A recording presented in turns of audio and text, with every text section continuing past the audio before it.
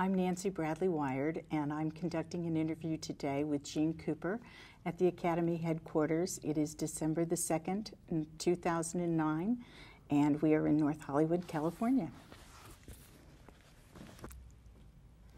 Hi, Jeanne. Thanks so much for coming and doing this for the Academy Archives. I've got a list of questions that we'll be running through, and we're going to first talk about your very early years. So, oh dear God. What was your name at birth? My birth name was Wilma Jeanne Cooper. Is that a moniker or is it not? Wilma. My mother wanted to call me Wilhelmine, and my father interceded and said, enough. So she said, okay, Wilma. And when were you born and where?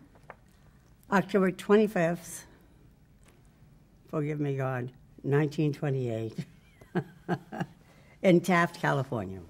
I was what they call a depression baby. And did you grow up in Taft?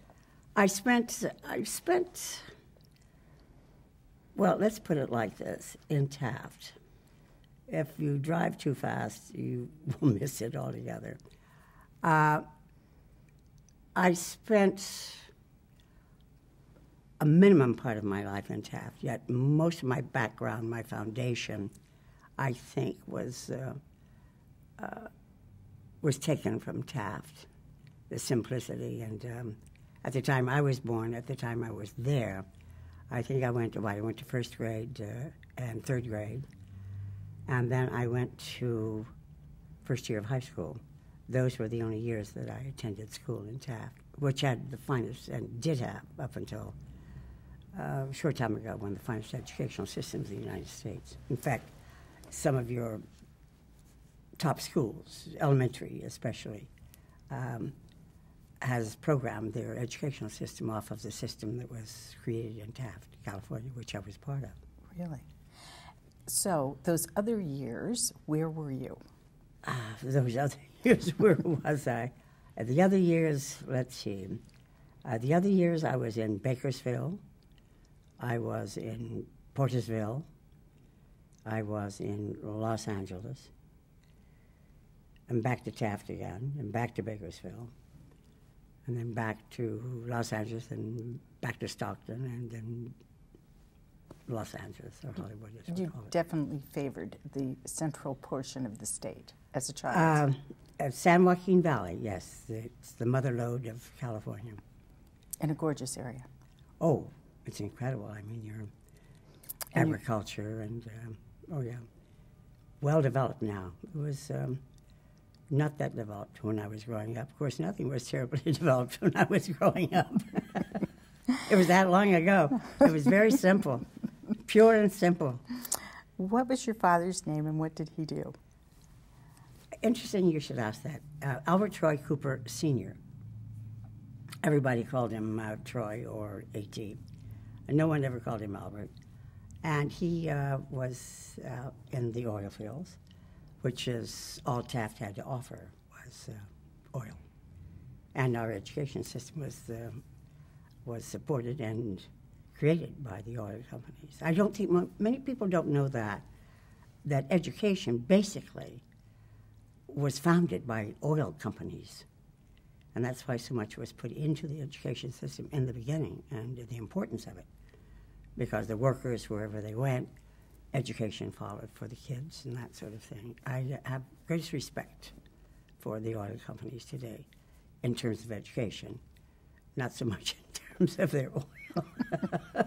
That too has changed. Indeed, but that's interesting. I was not aware of that either. Yeah.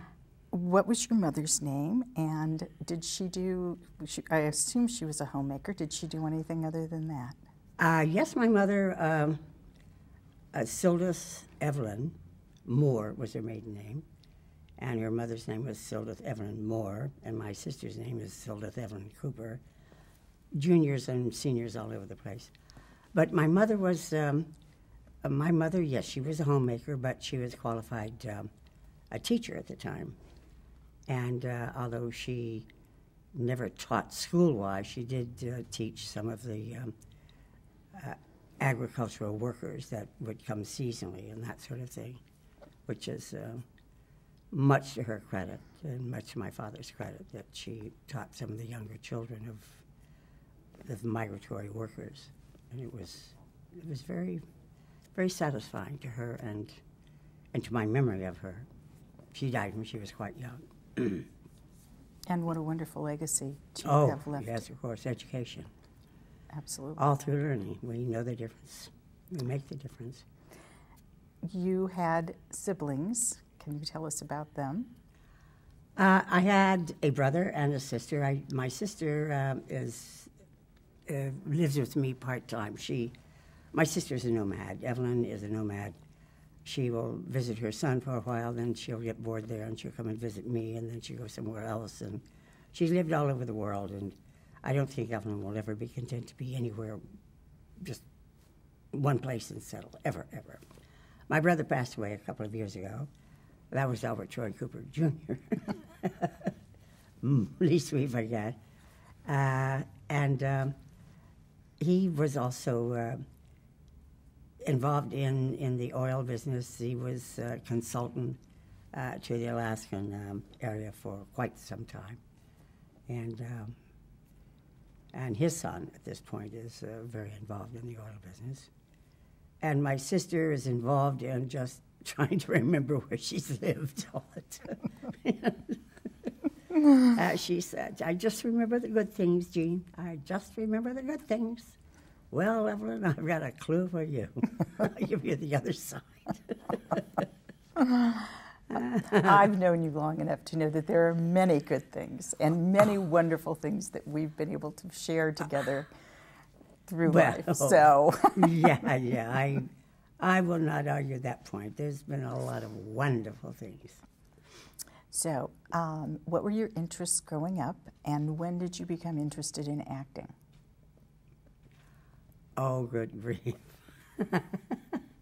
When I became interested in acting, it's always embarrassing.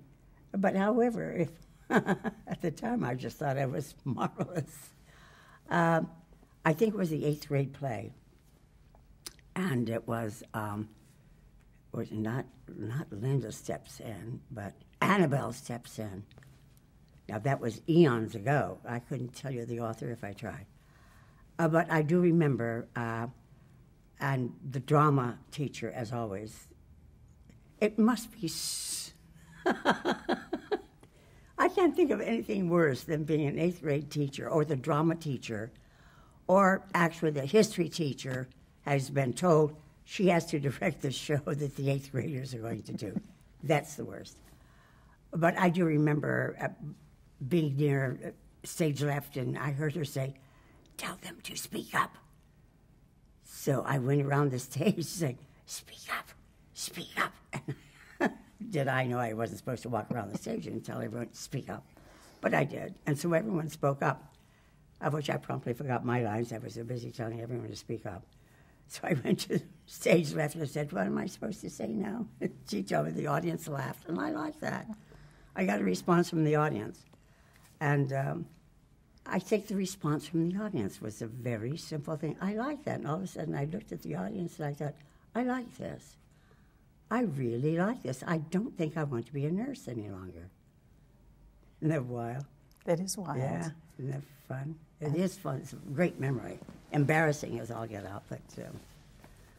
I don't think so. Oh, well, I mean, come on. Speak up, speak up, speak up. Shut up. I think I've heard you around the stage giving direction to some of the new cast members that come on the show. Shut up, shut up. Oh, God. Did you attend college, and did you study acting? I went to Pasadena Playhouse. Pasadena Playhouse, at the time, you get your bachelor's, your master's, and your PhDs. And I went there for a year, then transferred to Stockton, California.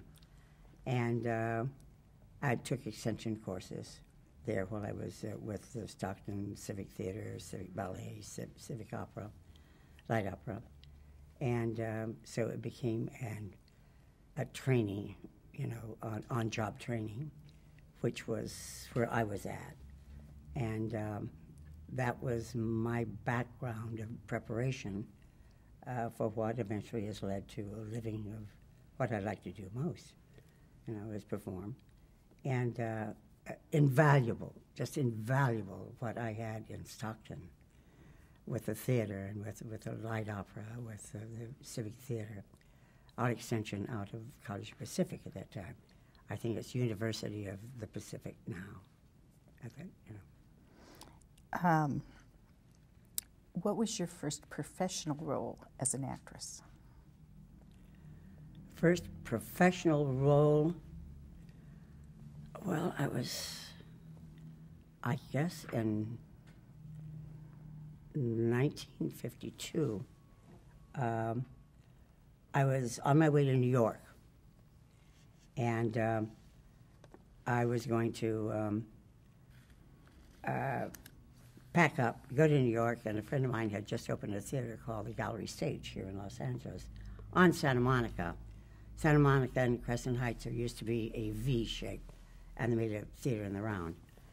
And he said, before you go, would you please open in on the town? I said, well, for how long? He said, well, open for us, do 2 weeks, if we run that long. I said, oh, okay. So I came here instead, and I opened, and of course then I had reaction from studios all over the place, of which I had no idea what it was about. And a friend of mine said, you should reply to the studios, because, Jeanne, that's what this town is all about. I said, well, I'm going to New York. He said, well, just respond. I said, what? He said, I have a cousin who was an agent. I said, what's his name? He said, I don't know, but I'll find out. And it was a man named Lou Sherrill, who acted and looked just like his name, Lou Sherrill, And so he answered a lot of the studios. He had clients under contract to Universal, so that was the easiest place to put me. And he said, pardon me, he said, I think you're best off at Universal. That's farther, They did horse pictures. They were just beginning to do what they call some prestige pictures, because somebody had done a picture of some esteem and they got some kind of notoriety out of it, so they decided they'd do 2 or 3 prestige pictures, and I would be good for that. Long story short, I said, fine, okay, very good, I would do it. And then they notified me one day that I had to start a film and that I would have to give up the theater. And I said, I can't do that. I promised him I'd do that for 2 or 3 weeks. And he said, well, you're under contract to us now, and you have to do that because we want to prepare you for the film. I said, I'm prepared. I'm prepared. What do you want? I'm prepared. They said, we would prefer that to be for you to give your notice, and then we will begin our destiny, our trip at Universal. And so I gave my notice. And my first picture was with Maureen O'Hara and the redhead from Wyoming. I mean, Westerns became anybody in the business who's lived long enough, who has done Westerns, will tell you that, God, how I miss doing a Western. There was something so clean. There was something so believable. It was black and white, good, bad, black hat, white hat, and on all the people in the church. It was just an incredible experience. And Maureen O'Hara was beginning to feel the pressure of time, so she automatically knocked out 3 scenes that we had together. And we did have a talk one day, and I said, I really like you, Miss O'Hara, and I've seen all of your pictures, of which I had not seen one. But however, I lied. I learned to do that early on in this business. Be sincere when you lie. Be very sincere. But I did like her, and I thought, why would you not want me to be in a scene with you? I did not know at that time. When you were 30, you were through in this town, I mean, that's certainly hasn't been my experience, but at that time, that's what it was, because I made her look older. And I was asking her advice in the scenes as the young ingenue, you know. So anyway, I said, I just, you know, I think you're very pretty, and I just think it's an honor to be in this film with you. And I'm so sorry we're not doing the scenes together. From that point on, because she always looked at you very skeptical, you know, like, is she lying to me, or is she telling me the truth, kind of thing. And I really wasn't lying. No, I had seen her in one with my cousin in Pasadena, some film, I forget what it was. From that point on, she would take my shoulder and she says, if you can't see the camera, it can't see you. Now look at the lens, look at the lens. She guided me through from that point on by just that moment of being honest with her in a fibbing sort of way. And I adored that woman because what she did was gave me my early training about film. And didn't get to do the scenes with her, but I learned a lot. My first experience, Redhead from Wyoming. Paid. At that time, we had Rock Hudson. He was under contract. He and I were making the same amount of money. I was prestige. He was going to be a star. Well, but what still, a great that you guy. made What a great guy he was. the fact that you were making the same amount of money as Rock Hudson. Oh, yes. And you were both in the system. Oh, yes. Oh, absolutely. Just, you know, and he was one of all of us, you know. And he had quite a few pictures to do before he became the person he was. And but just as divinely grounded in friendship and reality. I highest respect for that man. Highest respect. He was an incredible guy. So when did you change your name from Wilma Jeanne to Jeanne Cooper? Oh, when I was in 5th grade. 5th grade. I asked my teacher, it was Mrs. Berry, I think it was, I said, would it be okay if I just put Jeanne? And she said, you don't like Wilma? And I said, no, I hate it. And she said, well, you can't hate a name. That's when I took hate out of my vocabulary. You know that? That's true. I took hate out of my vocabulary. I taught that to my kids also. You can't hate inanimate objects. Yeah, isn't that funny? Oh, my Lord. Well, we're a Discovery Channel. Yeah, 5th grade, so that was eons ago. And what was your first acting appearance on television? And describe that experience. How long after you'd begun? Oh, it was, I think, 1954, because I remember seeing all these reflectors and up on the hill, go in the back lot and have lunch a lot of times, a group of us. And these people running around the top, which are now all buildings at Universal, but at that time there were mountains and hills. And running around with reflectors and the camera set up and they're blah, blah, blah, blah, and they'd run somewhere else. And it was so fast. And I remembered from Pasadena Playhouse, 2 men had come over and said whoever would like to change their majors from stage to television, they would finish our education, pay for our educations, and guarantee us a job in the television industry. Of which a lot of us said, nah, television, nah. And I just realized it was a huge mistake. I should have changed it right then. But years later, and watching these people run around the top of the hill doing these little westerns that they were doing, and I thought, that is the future. That's the future, isn't it? Television. That's where it's at. So there was Review, which came out of Chevron, became Review became Screen Gems. MCA, I think, had that at the time, and I think my first one was Gold Thumb. It was very good. I played a very psychotic person. It was very good. That had to be 1954. And that was live television, oh, correct? Oh, dear. Live, no, that was a film with live television. Live television, the day they gave babies away. NBC Matinee Theater. That would, you'd go at 4 o'clock in the morning and start, because when you taped it, it would hit New York at 12 o'clock. So that means we'd be filming at 9 o'clock. Live television. And what was it like, and what was the atmosphere like? Charged.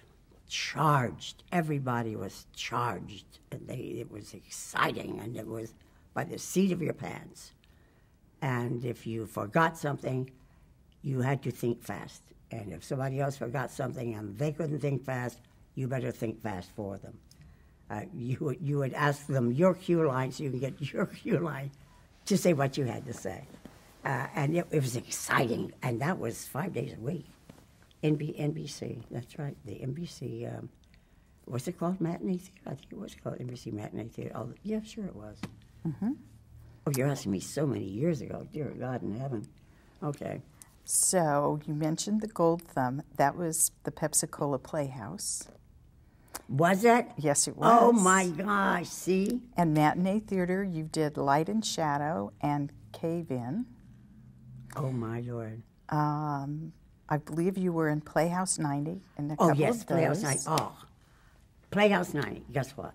Playhouse 90, CBS, where I've spent the last 36 years of my life.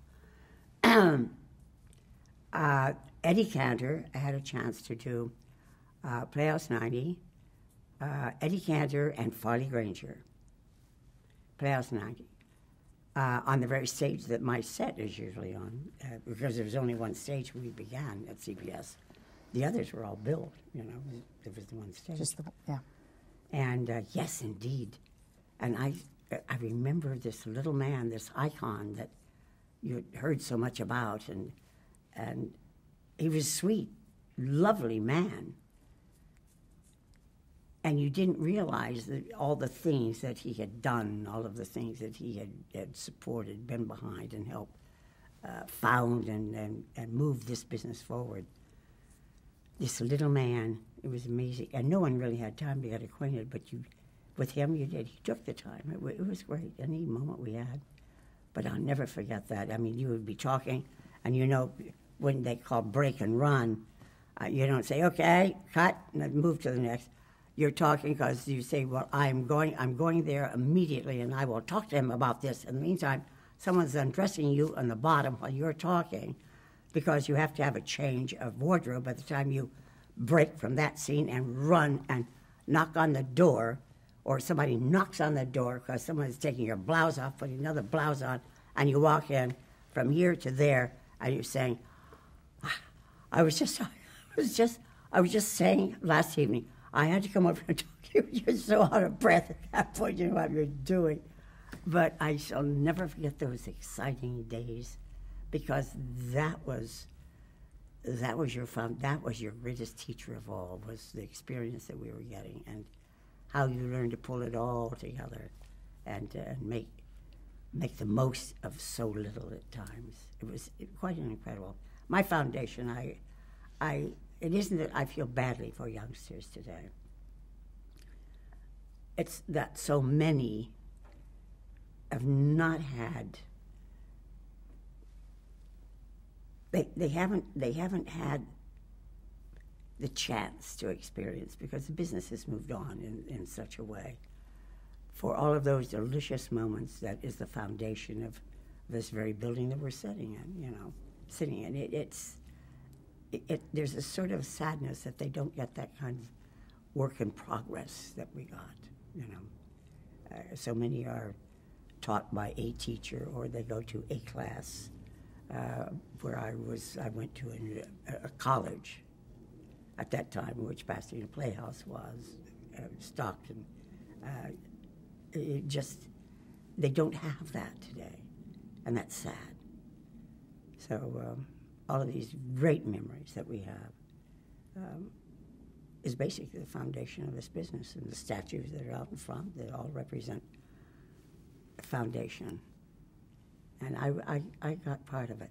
I got part of it. Thank God. Thank God I did. Now, I know that you had at least a passing acquaintance with Howard Hughes. When did you meet Mr. Hughes, and do you have a story that you can share? Howard Hughes, oh dear. A strange man. Aside from what everybody knows about him, a strange man. Mr. Hughes had sent his people down and wanted 8x10s taken of me, and one of them sent back to him. And I was opening in a play, Best Foot Forward, I think, at the time. And my agent, who knew one of his right-hand men, a lieutenant, I guess you would call him, said, Jeanne, all they want, there's a plane standing by, all Mr. Hughes wants is just an 8x10, a couple of 8x10s, different poses. I said, what kind? He said, regular headshots. I said, I don't have time to do that, do dress rehearsal. I just don't. And what? I'm married. What does Howard Hughes want? He's not in the business anymore. Stupid me. Stupid me. They had played for 3 days, standing by, to rush me over to whatever studio it was to take headshots. And that was a very stupid thing on my part, because Howard Hughes, in his later life, which I was aware of, these people that they were paintings to him. They'd say how crazy he was about this or that, what have you. He was maybe a little bit advanced in his thinking. But the women that he would put under personal contract to the tool company were like museum pieces. Those were his portraits. And he didn't have that many. And so that when he would do the drop-ins at 2 o'clock or 3 o'clock in the morning was to simply look at his painting. And not to do anything more than that, to look at his paintings, and you're his paintings. And that side of Mr. Hughes was I don't know, gave you another side of him that most people, or has never been really talked about or discussed. Usually just the crazier things. He's brilliant. He's locked up in brilliance. And a lot of people who have that same kind of intelligence are not your ordinary citizens walking on the street. Indeed. Yeah. So I do remember a stunning picture of you in, I believe, a white silk charmeuse bias cut dress. Was that the picture for Mr. Hughes? Yes. Yeah, that's quite a picture. That's a stunning picture. Yeah. I mean, you are stunning. You still are stunning to this day. But yeah, that was taken by Paul Hesse, which was, and still considered by photographers today, probably one of the most ingenious and talented photographers ever for catching the moment of the personality. I like that picture a lot. My grandchildren love it. They look and say, Grandma. I said, yes, we were all your age once. It's hard for them to fathom. Okay, I'm going to take you back to the rough and tumble Western genre. Oh, dear. So you talked about Maureen O'Hara, but there were many Western series on network television in the 50s and the 60s. Oh, 60s. Oh, yes. And I know you appeared in a lot of them. So I've got just some generic questions first. What were the challenges of working on a Western series? Could you ride a horse? And did you ever do your own stunts? No, I never did my own stunts. I realized when I was watching some of the things on the set that you'd have to be an idiot. What? Ride? Yes, I rode very well, but then long before I ever came to Los Angeles. In fact, I learned to ride in Stockton, and every Sunday I would do English saddle, didn't do Western saddle. That's rough until you learn until you learn how to do it. Yeah. But that was exciting. The stunts, no. But I certainly would get on and off a horse well and ride a horse very well. I think one of the early Kit Carsons, how I got to know Barbara Hale, who is still a dear friend to this day. Bill Williams was Kit Carson that time. And you would do 3 shows at the same time, meaning here's Helen, the school teacher, talking to so-and-so, saying, and I will see you, Neil, when I go to my mother, who is very, very ill. Get in the stagecoach, and ride out. And then you go to the other end and change costumes because you're coming back in as, I don't know, Gladys, the saloon hall girl, riding into town waving, because you've just ridden out as a school teacher.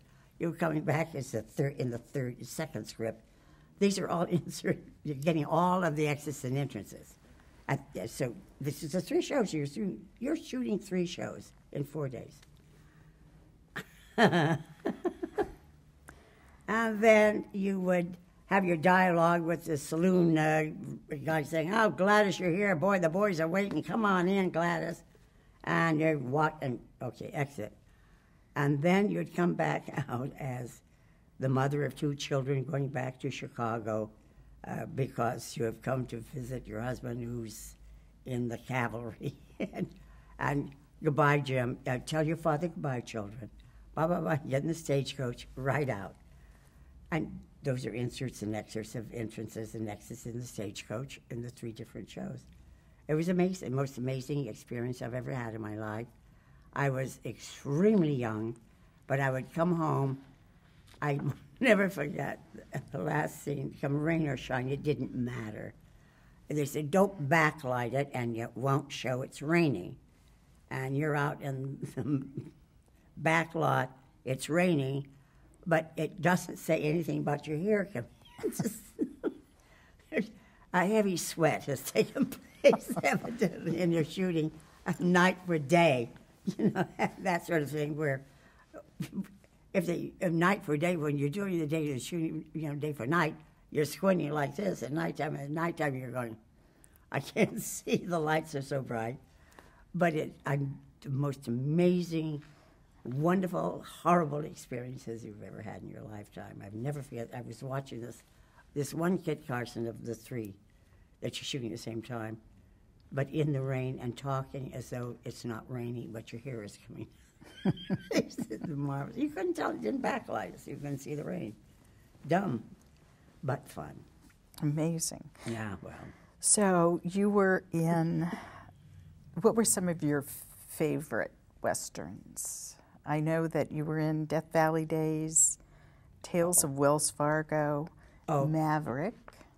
Oh, the Mavericks. Oh, sure, you did that. Your Gunsmokes, your Big Valleys. Big Valley was one of the favorites. The other was, the Ponderosa. What? Come on, what is the name Gunsmoke? of it? Huh? What's that? What? Bonanza. Thank you. Oh, somebody remembers that. Yes. You're asking me, I've done, there's like 300 or so of these things roaming around in my head, and I'm trying to peg them all. Bonanza, that was a creme de creme Western. It was just incredible. Haas and, Landon. It was a magnificently written show. It was also a favorite show. But it was so real. And it had come a long way from the Kit Carson days, which was, 15 years prior to that, to Kit Carson's, things like that. And it was very memorable because the cast was just incredible.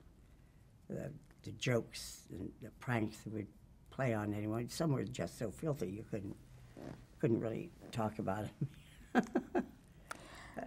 Dan Blocker could really be dirty. He was divine. So the early days of Kit Carson, where you did 3 shows, 3 episodes, really within one 40, block yeah. of time. Yeah. When did the genre evolve so that you were just doing an episode within a 4-day span? Right. When did you just do one? It took time and energy to do it, and also took unionizing to do it. Between Kit Carson and Bonanzas, or let's say Robert Horton's Wagons, or Wagons West, something like that. We were working 6 days a week. You could work us until 2 o'clock Saturday morning. Then we'd have Sunday off and call us back in at 6 o'clock Monday morning. But then as we got stronger in the union, saying we're burying more than we're carrying, we finally got that put forth in the union where we had a 5-day week. So you're asking the time span between what would one show be. I think that started with the Warner Brothers. That was in the 60s. And I went to, that was your Maverick and the Yukon series, the Surfside Sixes. And I did like 18 shows of every year of those series because they were the leader in television at that time. And we would do that we would do one show in, I think, 5 to 6 days. So there was, the time span was about 5 years, I think, when television really came into its own. It's all terribly experimental up until that time. It was by the seat of your pants. You didn't have the sponsorship. You didn't have the support of the television industry, other than you knew it was an incredible threat to motion pictures, which held it back a little because you didn't want to get in the way of motion pictures. I'm sure the same way as television didn't want to get in the way of radio. So it was about 5 years before television settled down and made it possible for the actor to sort of have a normal life and take time to do things. Up until that time, it was pretty much the seat of your pants, and you had to have exciting producers and directors who knew how to do it and get it done fast, get it done.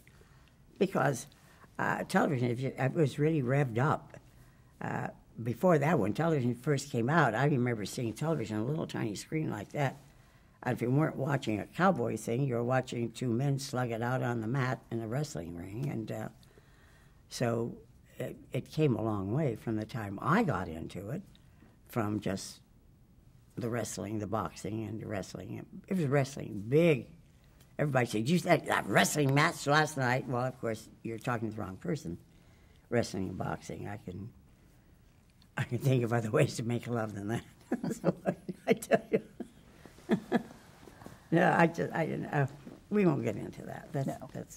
No, that's a personal thing. So you mentioned that you were a school teacher, a saloon girl, a mother. Were those pretty much the traditional roles that you played in Westerns, or were there other things? Let's see.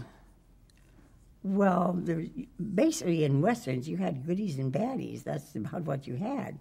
That's what made Westerns, and bringing the kids back a lot today when they're watching some of your basic shows that started with television, is that everything was good or bad.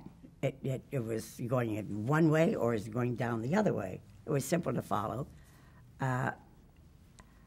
There were no women psychiatrists. Occasionally you would get to be a doctor. I think I played a woman doctor in one of them. But you're always in contention with, it would be the rancher's wife, in Westerns, the rancher's wife. That was always a good one, because he was always being, pressured by the guy in the black hat. And so consequently, you always lost because the guy in the black hat had more property than your husband in the white hat, until another person with a bigger white hat came in and saved your husband who had the white hat. It was that simple. And yet some great stuff, the Twilight Zones that came out of that. What evolved was being able to give you on a weekly basis more forms of, more avenues of personalities and careers on a weekly basis than a motion picture could. And that's why it became such a threat to motion pictures at that time. So you get, so many of your top men. It's like you have Clint Eastwood, Charles Bronson, Lee. He's passed away. Long story short, they were all 3-day Western. They were all 3-day sheriffs. They were 3-day outlaws. And they all go to Italy in spaghetti westerns and come back as romantic leads, and have led the field ever since. Clint Eastwood, of course, had Rawhide and what have you, that sort of thing before he went. But to his stature today was that whole European thing of where they did spaghetti westerns, and all the heavies in our industry went there and came back here as romantic leading men. And that's how we got a lot of our leading men today. That's strange. And many of them I worked with when they were 3-day sheriffs. And like Mike O'Connor, for heaven's sakes, he was always a good bumbling sheriff for 2 days. He was good for 2 days out of the 6 or 5. And very strange what television has produced. It's produced a blanket, I think, of very creative people. And so many have gone on to even make the motion picture business better than what it was. Indeed. So you mentioned that there was a lot of camaraderie and a lot of fun when you were on Gunsmoke. Did you experience the same on the other sets? I mean, was that a theme of continuity? On other westerns? On other westerns? Yes, because you're all in it was a genre of films that you were of the wild, wild west. And depending on what your position was in that film, whether it was on the good side or the bad side, there was a lot going on. And people felt freer. You feel much freer in a western than you would, say, in a drawing room comedy or drama, although there's camaraderie that goes on there. But in a western, everybody that I have met growing up in the television industry, anyone who has done a western, you say, "Oh God, I saw you in that western. It was on the other night on the blah blah blah." And they say, "Oh, don't you wish we could do another western?" On The Young and the Restless, the show that I'm doing now, there's been 3 or 4 people, I think, in the last 7 or 8 months who have come on as doing guest stints, and they were a judge or they were the sheriff or whatever, and they say, "Oh, do you remember? Wasn't that fun? Do you remember so and so?" And then you skip to another western that you had also done, that they had done, and it was total freedom, and that I'm sure that's what the Wild West was all about, was total freedom. And I suppose that's the difference between people born in California and people born in New Hampshire. But it's a spirit. It's a total spirit that gets inside of you, never leaves you, having done westerns. Dennis Weaver, who was a dear friend of mine, we were on contract also together at Universal in the early 50s. When he went out for the part of that he did on Gunsmoke, he did it with a limp and an accent. And they just thought that was the greatest thing in the world. And he just did that so he'd make sure he was in the running for the part. And then they said, "We want you to keep a limp." He was stuck with that limp for 11 years? The entire career the entire time. And he said, are you sure you couldn't go somewhere and get an operation and you could stop limping? And they said, you go somewhere and get rid of that limp, we get rid of him. So it was his making and breaking at the same time. We went on to do McLeod, which I did with him also. Again, we all went to New York for the 75th anniversary they had several years ago. And we were on the same plane together. Well, a group of us flew back together. And he was smiling because he's very, eco-friendly and has spent his life feeding, the poor and gathering foods and what have you. And we started talking about Universal, and we started talking about the horses, and then we started talking about Gunsmoke and McLeod and Westerns that we had done.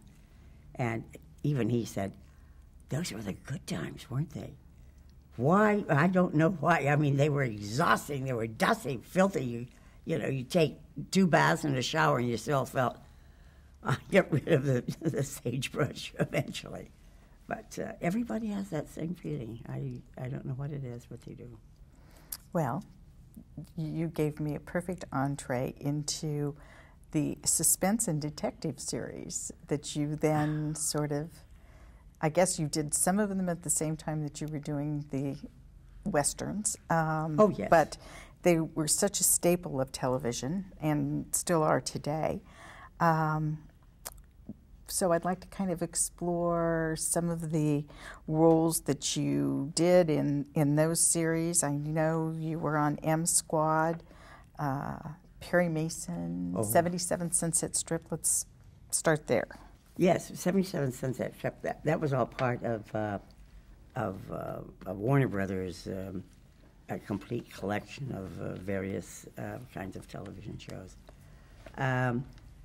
Perry Mason, I became a very good friend of Lieber. Oh, were he alive? That would be a slap in the face. Okay. Rayber,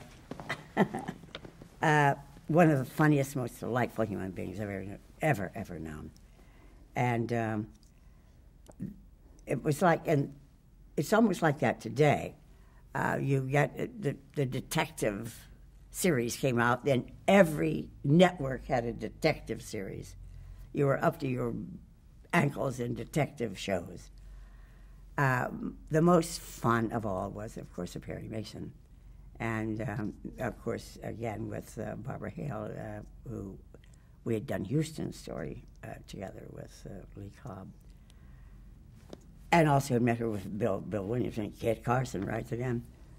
So it pyramided itself all forward, It's totally amazing how I knew her way back in Kit Carson's days, and now I'm working with her as Della Street on Perry Mason. And there's someone who parlayed. I keep telling her she parlayed herself into such a job, just sitting there going, Perry? Perry? Okay. Della Street. But that was another set of just fun and laughter, the likes you've never seen. And you began to learn, out of all of this, you began to learn all of these characters that you have played, whether it be a Western, it be a detective story. You begin to pick up all of these people inside of you that you're able to do, so that when you're asked to do another character, you're pulling on all of those characters that you have been, because you're simply a composite of everything that's already lived. So you just simply bring it out, and inside of you, in the detective, all the mystery stories, the suspense stories, that seemed to draw out of you a stronger you, because you usually were defending yourself. You're always accused of something, and you had to free yourself of it, or your lawyer had to help you. And you began the manipulation of the mind at that part. Your mind became very easy. You just sort of flipped, your information checklist, and you said, yeah, that bit of this here, yeah, I'll take that from her, then I did and this, bit of that. That's who she would be. Yeah, that's a good character. I'll do that. So you're doing detective work on yourself at the same time you're doing detective work as a show. And a lot of people have expressed the same thing. But it was a was big growth for television. It was getting closer and closer and closer to what you have. What was that? Columbo. Remember Columbo, which became the rage. I mean, people would sit home. They wouldn't go anywhere. Perry Mason. They wouldn't go anywhere on the night Perry Mason was on. The suspense, the murder mysteries that were solved, and what have you.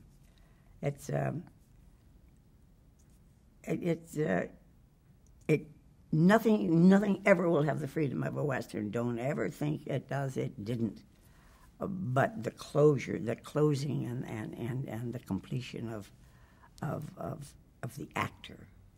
You know, I think Untouchables, which was, you know, so super. You got into that mode of what they wanted, the producer wanted, what the director wanted. But you were all of those characters that you've been doing all the time, and forming that one person, and manipulating an audience. That's what suspense did for everybody, I think, to manipulate your audience. Any special memories from, you were also, in addition to the Untouchables, The Man from U.N.C.L.E., Ironside, Hawaii Five-0. Oh, yes. Again, Hawaii Five-0 is out of the Warner Brothers staple. Man from U.N.C.L.E., one of my favorite. I played Mother Earth. Now, David, God, he's on one of the NCIS, I think. Yes, McCallum, I think it is. Yeah, he's the pathologist, yeah. But he was one of the leads in that, as was Robert Vaughn, who I had done stage with at the Gallery Stage Theater. Again, way back. What is amazing is we're all related in so many ways. We've all worked with one another, and those of us who were fortunate enough to move forward kept working in different shows and with each other in different shows. So in Man from U.N.C.L.E., where I played Mother Earth, and Robert Vaughn and David at that time, they were the forerunners of your I Spies, of the duo that was solving everything. I think, was it Bill Cosby and Bob Cope, who did I Spy. But that came out of Man from U.N.C.L.E. with David and with Robert, because they were the two jolly boys, you know, who were solving all the crimes. And I played Mother Earth, of which they were going to bring into as a regular in the series, because Mother Earth controlled these two dummy boys. And they did whatever Mother Earth told them to do. If she not, she would spank them with a whip. So it was always a threat. Mother Earth was always the threat, and these boys would do what they had to do. But Mother Earth was, she could have gone into the Galactica's era. She could have gone in the spaceships that we've had in the last few years. That's the kind of character that moved forward, only she would be the enemy in space. She wouldn't be the good. She'd wear the dark hat. She wouldn't wear the white hat. And the audience loved it. Unfortunately, David or Robert, one of the others, something happened, and the series didn't go any further, and neither did Mother Earth. What an experience. Unfortunate for all of us. Yeah, well, yes, of course, I'm sure. So in 1959, you were on The Twilight Zone. Oh, Rod Serling. Yes, you were on, believe it was Mr. Denton on Doomsday. On Doomsday. So what was your role and your experience working on the show, and did you have the opportunity to meet Mr. Serling? I became friends with Rod Serling. There was another genius of his time, way ahead of his time. But Mr. Denton on Doomsday, Dan Duryea, played the broken-down gunslinger, top gunslinger, and but he was a drunk now, and of course I was the top saloon girl. And a young gunslinger comes into town looking for the gunslinger of all time because he wants to take him on. That's their 15 minutes of fame, you know, shoot him, kill him, and I'm famous. And, of course, the medicine man comes in as, not medicine per se, but, however, predicting this and what have you, and to get him into shape, of which I start putting Dan Duryea into shape, and if so, bringing him up. And he couldn't hit the broadside of a barn at this point. You know he's going to be killed. And developed a great friendship with Dan Duryea, too. An incredible actor. Came from film and from stage to film. And there was a young man who was introduced to television and to moving pictures at that time. There's a young gunslinger named Doug McClure that I got to know quite well. We were under contract to another studio later on.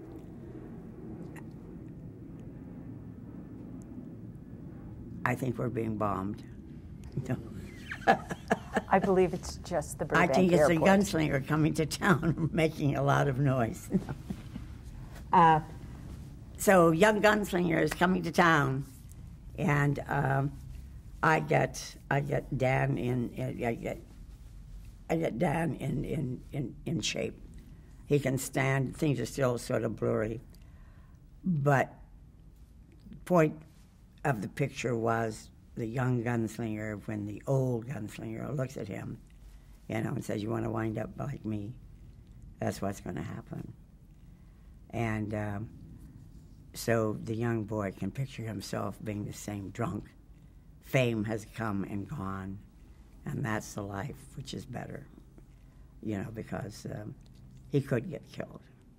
And so that's the thing of in the future he saw him being, you know, in the Twilight Zone. He sees all of this, what have you. That was probably one of the most lovely times of meeting someone of incredible intelligence, so far beyond his time. Studios didn't know what they had, and of course turned on him. And of course he went through some very bad times with that, which is most unfortunate. Sometimes this business will do that. God only knows why. There's a lot of theories on why that was, but this man saw so much into the future that he was Twilight Zone. And I, to this day, think of him often and many times. Think of how a Steven Spielberg would have adored this man, would have adored this man. Well, I think we all revere him now. Oh, yes, of course, sure. I just did one. For the first time, I was asked on, what was it, is it 50th anniversary? Something like that, of Twilight Zone? 50th, I guess, right? Yes, it would be. And I did one of those conventions where people would fly in from all over the world for this. It boggled my mind. It's like a Y&R fan, event. They fly in from all over the world. There was one man who had just flown in at this one that just held it. It was out in Burbank, near at one of the convention centers and hotel there. And this one man came running up to me and saying, "Oh, thank God you're still here. Thank God you're still here." He said, "I just got in from Chicago, and I had to get your signature on this." He had everybody's signature who did a Twilight Zone, except mine. And he heard that I would be at that convention. I said, "What would have happened had I not been here?" He said, "I would have found you somewhere. But when you're at one of these conventions, usually you'll have, most everybody who says they will be there is there." And this man, boom, got the autograph. You know, it's totally amazing. And it's time for us to take a short break. Oh, okay.